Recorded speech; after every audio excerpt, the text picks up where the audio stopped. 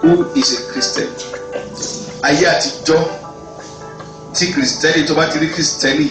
wàá mọ̀ wípé eléyìí Kristẹni ní church nínú. Ṣùgbọ́n nowadays hardly you can differentiate between Christian and those that's going to disco party. And this message today is not based mainly on the physical aspect now, but I'm talking about the spiritual aspect of it now.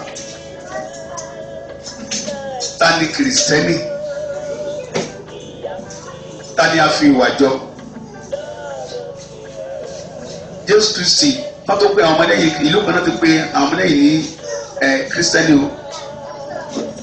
Ìlú ẹ̀ náà pè ní Antioch. That's wà nínú ìwé Acts 11:26. Wọ́n nígbà tí àwọn èèyàn rí ìwà àti ìṣe wọn yes ọmọlẹ́yìn Kristi làwọn lè torí pé nínú ìwà àti ìṣe wọn jọ ti Jésù Kristi. Ọ̀pọ̀lọpọ̀ wa lè ní sáfì ìwà àti ìṣe jọ Jésù Kristi. Can someone say that you are really born again or Christian? Can someone proud of you in your working place? Kristẹni òde ìní mo ti rí pé Kristẹni ó máa darapọ̀ mọ́ àwọn tó máa ẹ̀bẹ̀ sí owó ọmọ kó company yẹ. Kristẹni òde ìní ni mo rí pé kò sí you cannot associate yourself with them. A lè sọ wípé ká fún wọn yangàn tàbí ká darapọ̀ mọ́ wọn pé Kristẹni ìní. Ẹnikẹ́ni tó bá wà ní Kristi kí ló dé o?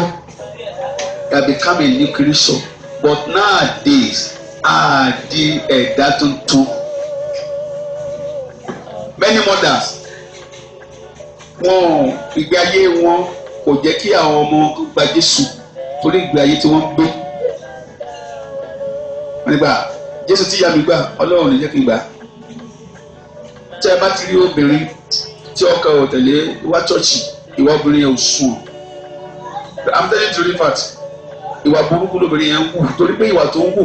kò encourage ọkọ ẹ̀ láti tẹ̀lé. Tí ọkọ bá mọ̀ pé ìyàwó ń change nítòótọ́ tó jẹ́ ìyàwó jẹ́ pé ń bóyàn ìyàwó jẹ́ pé tó jẹ́ pé tó ń sorí ṣíṣí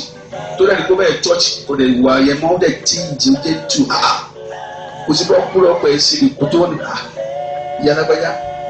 kò máa ṣe báyìí mọ́ mo mọ̀ kí n tọ́wọ́ lọ church ọjọ́ kan máa ṣe kí ni o máa tẹ̀lé ní church. Ṣùgbọ́n tó kọ́ sọ fún ìyàwó pé ìwọ ìgbà tó lọ sọ ìtẹ̀tẹ̀lẹ̀ ayé tẹ̀ dájú ilé lọ ṣùgbọ́n ìgbà tó wá wọ́ tó lọ tọ́jú sí ayé wa wọ́n kò tẹ̀ ní tùmọ̀ mọ́ ṣé sọ́ọ̀sì tó ń lọ yẹn ìmọ̀ ìtẹ̀lẹ̀ díbẹ̀ tó ti máa dé tó sì pé kó má lọ sọ́ọ̀sì mọ́ ọ̀wá fún mi pẹ̀sẹ̀ mi ní tẹ̀lẹ̀ díbẹ̀ ọkùnrin náà dẹ̀ máa sọ pé sọ́ọ̀sì tó ń lọ òun ò ní jẹ́ kó lọ mọ́ òun ò ní jẹ́ kó lọ tó bá ayé ò yí padà rárá so kẹ́ẹ̀dẹ̀ máa wo àwọn aláìgbàgbọ́ yẹn àwọn kankan àti wọn fi tẹ́sì wa wọn fi tẹ́sì àwọn kí ni mo pa kò rí ìwàásù rẹ̀ kí ni mo pè é in English what am I just saying who's a Christian? Many people they don't know that they are testing them wọ́n lè jẹ́rìí sọ́wọ́ wọ́n lè jẹ́rìí sọ́ọ̀sù ọ̀gá yẹn that boss he willfully did that thing but we not know ó lè jẹ́ bí ọ́fíìsì ó lè jẹ́ sẹ́ kíláàkì ló gbà ó lè jẹ́ àkàtà tó lè jẹ́ kíní kan á máa jẹ́ kó yẹ kó lé but they supposed to pay you 2.5 million only 3.2 million as if they didn't know at all they want to know whether you are Christian or not wọ́n náà rí wúyà olúwa ti ṣe ìyanu 700,000 lórí náà gbé láì mú olúwa ṣe o Jésù ṣe o 700,000 wọ́n sanwó lé fún mi whereas ẹni tó ṣe kí ni ọmọ ṣe o fẹ́ proof èké bébí are you a real born again or not gbàtọ́ bá dé tó pọ́kẹ́tì ẹ̀ kò tí ì fi tẹ́wọ́ gbọ́ àwọn sẹ́yìn àwọn rẹ̀ ni ẹ̀sẹ̀ mi Christian àwọn àṣọ lẹ́yìn ìwárò wípé ọmọ náà tó tọ́ ni ọ́ láì wọ́n fi dán wò ni kìrìsìtẹ́nì míì igbó ti ń ṣiṣẹ́ olówó yẹn atọ́jú owó àwọn gold jewelries so ìka tó lè bẹ̀rẹ̀ tá a ṣe atọ́jú ẹ̀ sábẹ́ ibi tó ti lè rí àwa sílẹ̀ kò yàrá sílẹ̀ fún ẹ pé go and do it continue kò náà débẹ̀ ibi tó máa háìdẹ̀ sí wà ló pé ó ti pẹ́ pé wọ́n ti gbàgbé olówó ni ó ti gbàgbé ó lè tọ́jú sínú àwọn rough paper àwa sọ sínú ibi ilẹ̀ tó mọ̀ kó máa dé wọ́n ló máa dé wọ́n bá tú hey this is raw gold this is jewelry owó nílé tí wọ́n lọ tà èmi ayé ogun mọ́nú àkísà owó tó dẹ̀ rí ìgbà tó bá délé padà àwa lọ wo ibi tí kíní ẹ̀wà tó bá ti mú un ìṣe Kristi àwa wo ibi tó wíìkì sí hallelujah praise the Lord who is a Christian owó mọ́tò kọ̀dọ́tọ̀ rántí béèrè change àgbọ̀n rántí béèrè owó lọ́wọ́ rẹ $100 ni wọ́n wọ bẹ̀rẹ̀ tó $100 nígbà fún ọba débẹ̀ kò rántí béèrè owó ó dẹ̀ fún ní owó pé kọ̀dọ́tọ̀ owó ẹ̀ lélẹ́ yìí ọwọ́ pọ́nmára ọwọ́ bóyẹ bọ́lẹ̀ sórí $200 tó sọ yẹn owó fìlú sí 20,000 èmi tí mo sọ bẹ́ẹ̀ fún ọ lélẹ́ torí ìgbà tó máa lùsẹ̀ ó lè jẹ́ lọ́wọ́ ọmọdé tó máa dá lórí ọsibítù wà wá ní $200 péré ni o ìwé wọn pé gbogbo owó ìfà tó rí ẹ ọ̀nà míì ní ọ̀tá òkùnkùn máa ń gbà lọ́wọ́ ènìyàn téèyàn ọ̀dẹ̀ nímọ̀ á ti jẹ́ kó pẹ́ síra wọn olówó ńlẹ̀ òkè I met some years ago we were going with my wife ìgbà yẹn tí na turn upside down ìgbà yẹn àtijọ́ àti nílé alọ́bì kan àwa dé sọ́ọ̀tù bus stop wẹ̀ wife máa rí owó ẹni àwa tẹ́ bí pátá àjẹun sùn ó yẹ ká mọ owó yẹn ó sọ pé madam ó dàbí kí n jábọ́ lọ́ra yín o ìyẹn bá padà àṣẹ owó tí ẹ fẹ́ fi lọ́ra jà ní Èkó olójábọ́ sí iwájú wa ó dẹ̀ ohun dẹ̀ sáyé lọ ó dẹ̀ jábọ́ àwa dẹ̀ lẹ́ni tó yẹ ká mọ owó yẹn ó ní ẹsẹ̀ o God bless you èmi wà ó padà fowó yẹn hàn ẹnìyẹn kọ́bọ̀ kò ní fún ọ bẹ́ẹ̀ àtẹ̀jẹ́pẹ́ ti parí $700 million oríṣiríṣi owó tẹ́gbẹ́ $1 kò yọ fún ẹnìyẹn kì í ṣèyẹn ló máa ń compensate yẹn o àfi sí ọkẹ yẹn láti compensate yẹn nìyẹn ẹni tó máa compensate ń pọ̀ ẹni ò lè dàbí mú bí Ìbàdàn adúgbò mọ́ gbé sẹ́ni gbogbo ẹnìkan wà ní iṣẹ́ wà wọ́n ṣe site manager yẹ gbogbo ẹ̀rù company gbogbo ẹ̀ ó ń pọ́lísì gbogbo ẹ̀ mú ní nǹkan tó ń kó yìí owó company mi ó lè ní gbogbo lè ní ẹ wà fún nìkan ṣe gan ìwà tó yá gbogbo nǹkan tó dúró mọ́tò kìíní tó rà ó lọ mọ́tò kejì ó lọ ilé ẹ̀ kiri bẹ́ẹ̀ ó wá padà síṣẹ́ àárọ̀ sẹ́mi sọ fún ẹ lọ́jọ́ sí owó olówó tó ń kó sẹ́ni kò sí ẹni náà ẹ lọ kọ́ sílẹ̀ when you come to area of compromising when you stand on your feet that no I'm not going to do this thing and then you say that you are reborn again. And many Christians oríṣiríṣi lè tán lọ church but ìwà àti ìṣe wọn kò jọ ti Kristi. a wà níbi iṣẹ́ rẹ̀ ìwà àti ìṣe ó wà ní ìwé Acts of Apostles 11:26 ẹ jẹ́ ká kà Acts of Apostles 11:26 yes Acts 11:20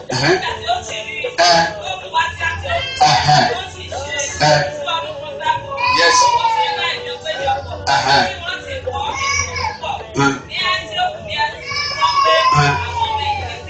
Amen. Very well. In the city of Antioch, they call people like in your deeds, in your character and behavior, you are a Christian. Now, can your husband say that you are a Christian or a born again? Can your wife say that you are born again? Can your landlady, your co-workers, co-tenants, can they say that you are born again? Question mark. Ibi tó ti ń tajà sẹ́yìn sí born again ni ẹlòmíì ibi tó bá ti ń tajà báyìí èpè ni àwọn ọ̀rọ̀ burúkú àwọn ọ̀rọ̀ tó yẹ kó máa jáde lẹ́nu ọmọ Ọlọ́run abẹ́sí jáde lẹ́nu ẹ̀ bẹ́ẹ̀ tó ti sá ọtún yó àwọn ọ̀rọ̀ kọ́rọ̀ àwọn ọ̀rọ̀ dandan ìbàjẹ́láwa yóò bàjẹ́láwa lẹ́yìn kò dé ilé kí n ṣe sọ́ṣẹ́ o ẹ jẹ́ kí n sọ ọ̀rọ̀ tẹ́lẹ̀ mi o ẹ jẹ́ kí n jíṣẹ́ tó láwọn mi o abẹ́sí sọ kàntàn ẹ̀rí bẹ́ẹ̀ ẹ̀ tó bá dẹ̀rẹ̀ gbé ẹ̀ ìwà ìyá tí mo rí rẹ̀ bí ẹ̀ nígbà Jésù láyé I will not accept Christ I won't accept that your Jesus. But okay. Nítorí pé ìwà tí ìṣe wa kò bá ti Kristẹni mu. Is the Christian that they will call mumu and you answer? They will call you school. Nothing concern you. Amen. Any mumu. Come up with a you have PhD degree, your doctorate degree, master degree, or BSc degree. One way, so much for the crew. I'm not nobody can come in Mujari. Another to change. You know. I will eliminate your J. Come back. Kilo. I just call you. Because I'm only sitting me. Say eliminate. I need some water pan. Woman, I mean now I go to do some water pan. I'm walk a bridge. Anyway, if you don't want to know, come you bridge to Moka into the pool. Lie only sit me. I just want to be low. Yes, Christian. Jẹ́ ká jọ sí kí ni jẹ́ ká kọ́kọ́ ká jẹ́ kó yẹ jẹ́ ọtí kékeré owó Nàìjíríà yẹ ìsìn kìrìsìtẹ́nì o. Ó wà ń kó jẹ́ tó bá ti ń pàgọ́ tó ń pàwọ̀ dà tẹ́gbẹ́ ọ̀tọ̀ ní ìmúra tó bá wà ní weekdays ọ̀tọ̀ ní ìmúra church you are not born again you are not born again. So ẹ jẹ́ ká tètè máa sọ ká máa là ń sìn. So onírúurú àwọn ènìyàn la pọ̀ ní chọ́ọ̀sì lónìí táwọn yẹn fojú kìrìsìtẹ́nì wò wá láì mọ̀ pé àìsí kìrìsìtẹ́nì òdodo máa ń la ẹ̀ a true Christian a true believer know ourselves nobody will teach you hallelujah. The program that you will not come you already know program tó o ní wá o ti mọ̀ kí ni ìdí tá a fi tan àwa jẹ Christian, born again, Pastor Mrs. Gio. This is a Tuesday program. You meet me, Roman Queen, you are. I did just go fair, but if I get you love, yeah, Baba, Tuesday, you are. Any kind of you buy, but you will not see anything. Any of the new Jew. Pé ní pé gbogbo àìsàn dodo ní ẹsẹ̀ ṣẹ́gun sí. Ṣùgbọ́n tí a ní pé a máa ṣèdájọ́ àwọn ẹ̀ta amúgbóni. Ìjẹ́ ní pé yìí pé lọ́jọ́ kẹyìn ẹni ìṣáájú ó ṣe kí ni o? Ẹ dá mi lóhùn. Ẹni yóò ṣe kí ni o? Wọ́n ní the first shall be last, shall be the last, and the last shall be the first. Nowadays, ṣé a ti compromise ìgbàgbọ́ wa báyìí?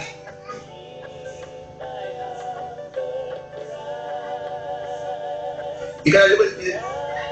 pé sísá wa tó ń sọ sẹ́jẹ̀ kan pé ìgbà tó wà sùkúù báyìí á di lórí pópópópó àwọn ọ̀dẹ̀ gé bọ́dẹ̀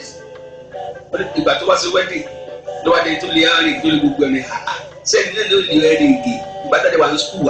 olórí àwọn bọ́ọ̀lù ìgè lè yìí sẹ́yìn irú ẹ̀yìn ó ti dàbà bọ́ ẹ̀ jẹ́ ẹ̀rìn gbogbo àwọn tó sàn dàbí tiẹ̀ ibi tẹ́ ti máa bá wọn pàdé ẹ̀rìn gbogbo àlàyé wọn ní gbòòrò tó bá dẹ̀ ti di ọjọ́ Sunday amamrabo wọ́n dẹ̀ mọ àṣírí ẹ̀ ṣé wọ́n tó máa ṣe ẹ̀ ló máa wá sófin pé jẹ́ ká lọ church tó máa tẹ̀lé láéláé akọrin gospel kan ni àti wọ́n bá tún ti wọ́n máa mú ìgbà tí gbà yó yẹ wá tó pé ojú òṣìṣì kìíní kí ló dé fún mu kí ni ìgbọ́dọ̀ mo ti bá gbà yó bẹ́ẹ̀ ẹ̀mí mọ́ ò ní sọ̀kalẹ̀ ṣé ọtí táwọn tó wá borí stéèjì nínú ṣọ́ọ̀ṣì sẹ́mi mọ́ ni ẹ̀mí ọtí tẹ̀lé bẹ́ẹ̀ ẹ̀ tó sọ ní lọ́wọ́ ẹ̀kọ́ mọ̀ pé ó ràn ọ́n yẹn náà sì fi pé èmi náà mi máa gba jùsí níbẹ̀ ìjàre agbọ́dọ̀ mu ìyẹn fẹ́ mọ àṣírí ẹnu sórí kan tó fi ń flow èmi máa ti gba ọtí yó máa ti mú dáadáa máa ti mú kan táwọn yẹn tó máa dé orí kùkù máa gbé mákìrì lọ́wọ́ báyìí máa pàbẹ̀ sí kọrin yẹn lọ ni ẹ̀yin dèdèrè náà ẹ̀ mọ̀ tó ajẹ́rìí pé ìmọ̀ lọ́hùn flow ẹ̀mí òkùnkùn ló ń flow nǹkan kí ló taramadol dáńdó yẹ sẹ́ni bẹ́ẹ̀ yẹ àti pọ́n fúláṣí pé ìmọ̀ lọ́hùn sí kìnnì ọjọ́ kan àwa ní sọ́ọ̀rù kan bàbá yẹn tó wá bọ́ sórí àwọn ìlú irú àwọn ilé tẹ́gbọ́nù láàrin tàbí ọwọ́ ti máa ro wọn bàbá yẹn àwa lùlù amálágùn ó lè lù fún 1 hour táwọn náà máa jó tábà sùn ó sọ ìlú ẹ lókun bọ́ lára yìí lọ́fi ṣe tì jáde lẹ́nu ẹ̀ àṣẹ òkúkú ló máa mú yóò tó wá ti mú ìkóró yẹn yóò àti panadà gbogbo yẹn abẹ́sì nílùú ọwọ́ òníró abẹ́sì nílùú pẹ̀pẹ̀pẹ̀pẹ̀ àwọn yẹn náà máa jó ní ṣọ́ọ̀ṣì àti wọn máa mẹ́mí olókùnkùn wọn lùlù fún yín mẹ́mí hallelujah ọjọ́ la fẹ́ ṣe yẹn dà ẹ tó tó níbi sọ́ọ̀bù tó wà ṣé kírísítẹ́nì ni or you sef are you a Christian hallelujah praise God ìwé Galatia yẹn torí táwọn ti lọ orí karùn-ún ẹsẹ̀ rẹ ti sálẹ̀ yẹ sẹ́ni bẹ́ẹ̀ gbogbo àwọn ìwà tara ìrédòoru ìmọ̀túnpara agídí tẹ̀bẹ̀lẹ̀kún ìjà aṣọ ẹ̀sárìkà yes ẹ máa gbọ́ ìjẹ́ àwọn sẹ́tà àbúrò àgbẹ̀ yìí agbèrè rọ́bìà ìbọ̀rìṣà ọ̀ṣọ́ ìríra ìjà ìlara ìbínú asọ̀ ìṣọ̀tẹ̀ àdámọ̀ àránkàn ìpànìyàn ìmọ̀tòpara ìrédòoru àwọn tí wọ́n yìí yes bẹ́ẹ̀ni àwọn àdìjọ́ gbọ́dọ̀ bọ̀ praise God praise Jesus kìrìsìtẹ́nì ni ọ́ fẹ́ lọ bá pásítọ̀ ṣẹ̀rí bẹ́ẹ̀ wọ́n fẹ́ lọ bá pásítọ̀ ìgbà lọ́sọ̀ àjọsí wá àjọsí ara ẹ̀ ó wá sí ìgbà àyà ẹ̀ sílẹ̀ ìdí pásítọ̀ lọ́fẹ́ lọ bá yọ ìgbà lọ́wọ́ ń ṣe báyìí ìkúnlẹ̀ kọ́kọ́ ilé ṣé gbogbo obìnrin tó wá kúnlẹ̀ kó pásítọ̀ tí wọ́n kúnlẹ̀ fi ọkọ̀ lé alágàbègbè ayé àti ọ̀run ni bàbá kú sínú ipò yẹn ọ̀rọ̀ apáàdé náà máa lọ. Anyway, they don't need that for the husband at home and they come to church láti ẹ̀ka ọkọ̀ lèmi àwòrán àmójú òṣì ẹ̀rí bẹ́ẹ̀ kò kúnlẹ̀ kọ́kọ́ ilé o kò respect ọkọ̀ ẹ̀ rárá aṣọ ọ̀sọ̀kọ̀ ẹ̀ jẹ́jẹ́jẹ́jẹ́jẹ́jẹ́ kó lọ́dọ̀ mi kó sì ọkọ̀ ló bá wí kó sì lọ jẹ́sọ̀ níbi ìtẹ̀dé tẹ̀rí bẹ́yẹ ṣùgbọ́n tó wá di church dáadé ẹ̀ a máa sọ̀rọ̀ bí áńgẹ́lì tọ́ba dẹ̀ ṣe pé tó má gbàdúrà olúwa kó sọ pé kábọ̀ olódó lè ṣeré máa gbá pápá olódó tẹ́tẹ́tẹ́ tí rí sí nílẹ̀ máa mú tọ́kẹ̀ bá ọ̀bẹ àwọn wò ó a ní owó sọ̀sọ̀ kú sọ sẹ́mi mọ́ nìyẹn sẹ́mi ọlọ́run nìyẹn sẹ́mi bẹ́ẹ̀ ìsọkúsọ ló máa sọ torí pé ìgbà tó ìgbà tó ṣe nílẹ̀kùn nítumọ̀ adẹ̀kùnrin ní kìrìsìtẹ́nì tálẹ́gbàbọ̀ oúnjẹ mi tálẹ́gbẹ́ bọ́ọ̀lù mi èpè ní ẹ̀rìmọ̀ kìrìsìtẹ́nì aṣọ ìbí ìjábọ̀ nínú kọ́mpáàdì ẹ̀ aṣọ ìbí ìjábọ̀ torí pé ìyá ẹ̀ kò kí ẹ ọba àfàṣẹ sórí òkun òjò dẹ́ pamọ́ bẹ́ẹ̀ àdìkọ́ ẹ̀ṣẹ́ mi kìrìsìtẹ́nì èyí yóò dé pé ẹni kìrìsìtẹ́nì ẹni tí máa kásẹ̀ yẹ fún ibi ló máa fi sọ fún mi àti pé tàbí ọ̀rọ̀ iṣẹ́ owó bá dé máa sìn sọ́dọ̀ àwọn bá dín ní àbí ènìyàn who are you working with ìṣe máa ọ̀gọ̀ ṣe bọ́lá ọ̀nà ọba ṣiṣẹ́ bá kásọ̀ ẹ̀ ẹlẹ́mẹ̀ẹ́ni akínikú ẹ̀mí àwọn akẹ́lẹ́ ìwé àfimú dáhùn akéde dáhùn kìrìsìtẹ́nì torí pé kìrìsìtẹ́nì méjì adé ọmọ abára wọn lòdì tọ́lẹ̀ jọ ń gbélé kan ẹni máa bá bẹ́ẹ̀ lómi àmọ́ abára àdúgbò yóò di wàá mọ̀ yìí pé ọjọ́ kan ń bọ̀ sórí ara ilé yẹn tẹ́nàtì yẹ lálọ́ọ̀dì yẹ lálẹ́dì yẹ wàá mọ̀ pé wọ́n ju ara ilé lọ torí pé tíṣà lè bá ṣẹlẹ̀ tẹ́nàtì yẹ lálọ́ọ̀dù olùkọ́kọ́ máa pè kó tó pè ìyá ẹ̀ tí wà ní Abẹ́òkúta kó tó pè bàbá ẹ̀ tí wà ní Èkìtì àwọn tẹ́nàtì lálọ́ọ̀dù kẹgbẹ́ àwọn ọlọ́kọ́kọ́ máa ṣe kéde ìjọba mi gbòòrò sí náà di káńtó kéde láti àdìpọ̀ ọ̀hún lọ sí hospital kárí pé wà mí ò dáa wọ́n ti gbé mọ́tò sílẹ̀ gbòòrò wọ́n ti gbé lọ hospital láti lọ pàjọ́ wọn yẹn àbí pray fún ọdún bọ́jà jẹ pé gbàtà dé bẹ́yẹ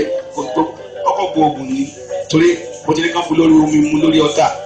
kí ni ẹ̀dẹ́ ti rọ̀ bọ̀ má sáré bó ti ń ṣe mo ní ìgbà tí bàbá ìbára ọmọ ẹ̀sà gbé lọ mò ń bọ̀ kárí pé mi ò dáná ládé ọmọ ìdá ọ̀sùn nìkan ó sì ti kán kó kó ọmọ yẹn nínú ilé sẹ́ni bẹ́ẹ̀ ìwọ kọ́ ìwà olùwò èmi ní sẹ́kínà ọ̀dọ́dọ̀ bàbá mi àti ìyá mi wọ́n gbé bàbá àti ìyá ẹ̀jọ́ gbélé papọ̀ ẹ̀yin tẹ́jọ́ wà lójoojúmọ́ tẹ́jọ́ kíra yín ọdẹ tí èèyàn bá nípa fún láti ṣe lọ fún olóṣèlú ni o lọmọ ẹnìkejì rẹ̀ tọ́jú rẹ̀ ẹnikẹ́ni tí ìwọ bá nípa fún láti ṣe ìrànlọ́wọ́ fún òun náà ní ẹnìkejì rẹ̀ tọ́jú rẹ̀ ṣètìlì báyìí ọjọ́ ń bọ̀ bíi pé èmi ń bọ̀ kankan èrè mi gbẹ pẹ̀lú mi láti san fún olúkúlùkù bí ìṣẹ̀lẹ̀ bá ti rí ọ̀pọ̀lọpọ̀ inú church now ó ti discourage many people because ìwà tí ì ṣe tí àyè ṣe kò bá ẹnu ṣùgbọ́n tó pé bíi pé ẹ mọ̀ wọ Jésù olùkúlẹ̀ṣẹ̀ àti asẹ́kìnrin o àtàlásẹ̀ fún ìgbàgbọ́ wa olùdókòwò ìyàwó ojú omi báyìí yóò dókòwò báyìí tó bá ké ẹ̀pẹ̀lẹ́ wọn bá ní báwo ọwọ́ sì lójú yẹn o torí bó ti jẹ́ ìyàwó jí o á ní báwo pẹ̀lẹ́ ta ló ń kí ṣé ẹni ẹ̀ ló ń kí àbí Jésù ṣé bí Jésù wà nínú ayé ẹ̀ ló ń kí ìwà sí pé pẹ̀lẹ́ báwo ẹni mi àdé àwọn sọ̀rọ̀ sẹ́gbẹ́ ìyá ẹ̀ torí bó ti jẹ́ ìyàwó jí o jí omi àmọ́ sọ̀rọ̀ sẹ́gbẹ́ ìyá ẹ̀ kó ṣe wò ó àwọn ìyá tó bá jẹ́ ọmọ kan tó gbà ẹ